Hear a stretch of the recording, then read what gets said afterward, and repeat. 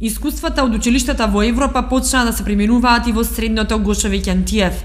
Иако сме далеку од европските стручни училишта во врска со опременоста, сепак искуствата на применување на технологијата како и практичната настава од европските училишта почнаа да се реализираат и применуваат и во Кочанското училиште.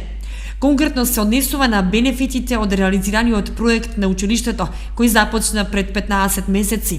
Станува збор за проектот размена на искуства за подобро стручно образование, што го доби Кочанското училиште преку Националната агенција за европски образовни програми, финансиран преку Европската унија и во чии рамки се реализираше посета на стручни училишта во Германија и Холандија, како и специјализирани коледжи каде што се одвива практичната настава.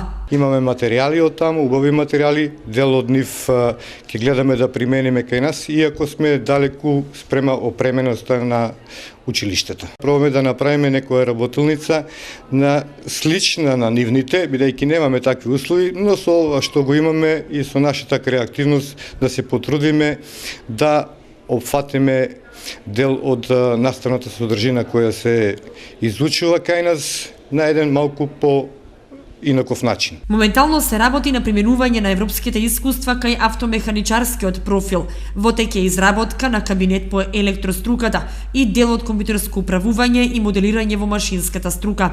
Во делот на опременоста на училиштето, ако се прави споредба со европските училишта, недостасува многу.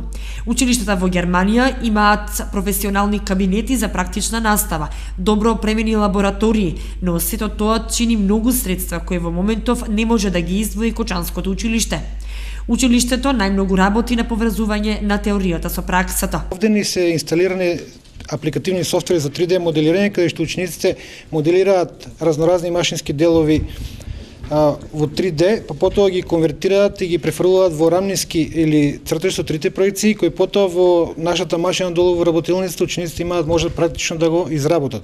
Пред да го изработат практично, овде може да проверат со симулација како изгледа програмската листа и како изгледа самата обработка на нумерички управувана машина, дали се работи за струка или за глобака, сеедно. Дел од ова учениците го работеле и пред реализирањето на проектот во Германија, но од стекнатите искуства таму професорите најдоа начин како да се дојде до тој софтвер и да почнат учениците да го користат во наставата, за сето она што го изучуваат теоретски да можат и практично да го применат.